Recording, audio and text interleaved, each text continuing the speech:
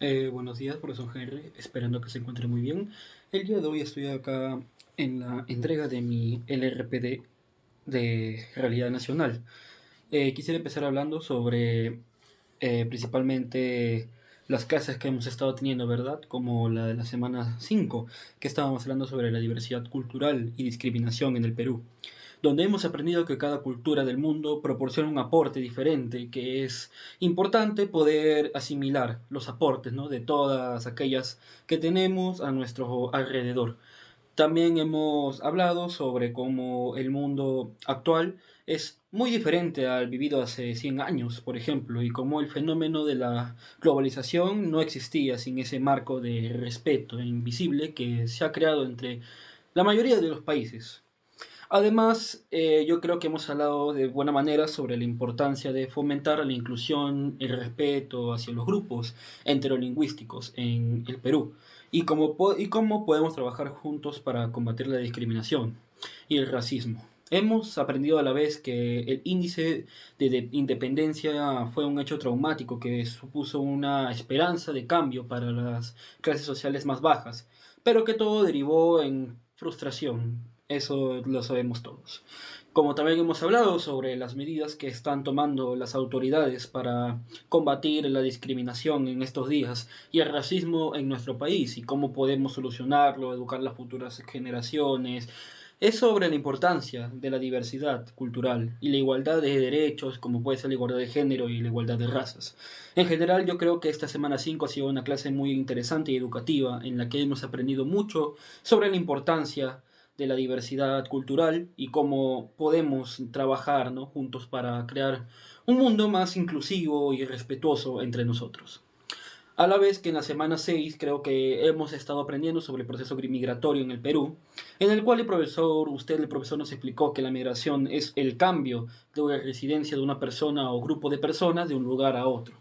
También nos habló sobre las diferentes fases del proceso migratorio, ¿no?, como la fase de inmigración, la fase de inmigración y la fase de tránsito y la fase de reconstrucción de los lazos con el lugar de origen. Aprendimos que en el Perú la migración ha sido un fenómeno constante a lo largo de su historia y que ha sido impulsada más por diversas causas, como la búsqueda de mejores oportunidades laborales, mejores oportunidades de vida, la violencia política, pobreza, entre otras. También nos explicó que la migración puede ser interna o externa, y que en caso de la migración externa, los destinos más comunes son Estados Unidos, España, Argentina, etcétera. También creo que hemos aprendido sobre la migración en China y en el Perú, como en el siglo XIX miles de trabajadores chinos llegaron al país para trabajar en las haciendas azucareras y algodoneras, ¿no?, para la recogida del guano y para la construcción del ferrocarril. También nos explicó que un pequeño grupo de inmigrantes chinos se asentó en la Amazonía, trabajando en todo lo relacionado con el caucho, con algunos tipos de trabajo, etcétera. Y finalmente nos habló sobre la migración masiva de extranjeros venezolanos en el Perú y cómo el Estado peruano está abordando esta situación, este fenómeno que está ocurriendo a través de diversas políticas públicas. Aprendimos a la vez que la migración es un fenómeno complejo que tiene importantes consecuencias sociales, económicas y culturales, y que es importante que el Estado y la sociedad en su conjunto aborden este fenómeno de manera respetuosa, de manera responsable y solidaria, para que en las ambas partes salga un beneficio. A la vez que en la semana 7 nos habló sobre la pobreza en el Perú, comenzando definiendo la pobreza como una falta de acceso a los servicios básicos como el agua, el saneamiento, la salud, la alimentación adecuada y demás.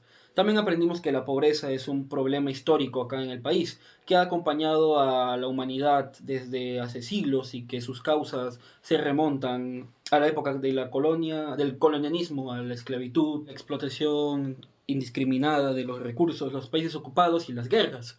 Luego también hemos aprendido algunos datos sobre los niveles y desigualdades de la pobreza en el Perú.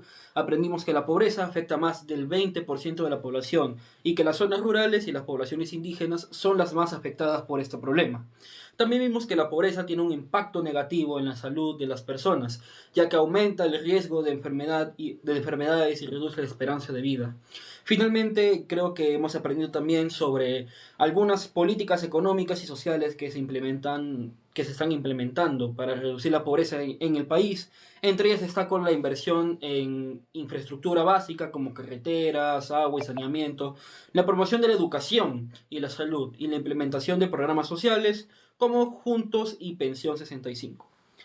En resumen, yo pienso que la clase de esta semana nos permitió entender mejor la situación de la pobreza en el Perú, las causas que la provocan. También aprendimos sobre políticas que se están implementando para reducirla y mejorar la calidad de vida de las personas más vulnerables en el país. Luego, revisando la semana 9, yo creo que hemos hablado sobre el índice del desarrollo humano del Perú. Aprendemos que el IDH es una medida que se utiliza para evaluar el bienestar de las personas en un país y que ésta se basa en tres dimensiones: en salud, en educación e ingresos. También vimos que el Perú ha mejorado en su IDH en los últimos años, pero que hay aún desigualdad entre las personas y diferentes regiones del país. En la clase revisamos algunos textos que nos ayudaron a entender mejor el tema. Por ejemplo, leímos que los países con IDH alto son aquellos que generan oportunidades para que sus ciudadanos vivan muchos años y permanezcan bastante tiempo en las aulas y puedan generar mucha riqueza. También vimos que el Estado peruano ha logrado mejorar algunos indicadores del IDH, pero que hay muchos desafíos para llegar a las zonas más alejadas del país. Además, discutimos sobre cómo se puede mejorar el IDH en el Perú. Algunas ideas que surgieron fueron invertir más en la educación y salud, reducir la pobreza y la desigualdad y promover el desarrollo económico en todas las regiones del país. También hablamos sobre la importancia, ¿no?, que ha tenido la participación ciudadana y la colaboración entre el Estado, las empresas y la sociedad civil para lograr estos objetivos. En general, creo que la clase fue bastante interesante y nos permitió conocer más sobre el índice del desarrollo humano y su importancia en el Perú. Aprendimos que el IDH no solo mide el crecimiento económico de un país, sino que también su capacidad para mejorar la calidad de vida de sus habitantes. Y creo que eso es bastante importante. Para culminar en la sesión número 10 del curso de Realidad Nacional, yo creo que nos ha estado bastante claro que el Estado peruano, sus elementos, características y estructura, comenzando que es definiendo qué es el Estado, y aprendimos de que se trata de una organización política que tiene como objetivo principal promover el bien común de la sociedad. Para ello cuenta con diferentes poderes y funciones que se distribuyen entre los distintos organismos del Estado. Aprendimos que el Estado peruano se divide en tres poderes: el ejecutivo, el legislativo y el judicial. Cada uno tiene funciones específicas y se encargan de velar por el cumplimiento de las leyes y la protección de los derechos de los ciudadanos. También hablamos sobre las diferentes formas del gobierno que existen en el mundo, como la monarquía absoluta, la monarquía constitucional, la república democrática y el gobierno dictador. Aprendimos que las diferencias entre cada una de ellas y cómo se relacionan con la estructura del Estado es importante, ¿no? En resumen, también esta sesión nos permitió comprender mejor la organización política del Estado peruano y su papel en la promoción del bien común. Además, pudimos conocer las diferentes formas del gobierno que existen en el mundo y cómo ésta se relaciona con la estructura del Estado peruano. Eso es todo. Yo espero que hayan disfrutado bastante sobre el RPD. Esto seguramente lo estaré enviando. Muchas gracias.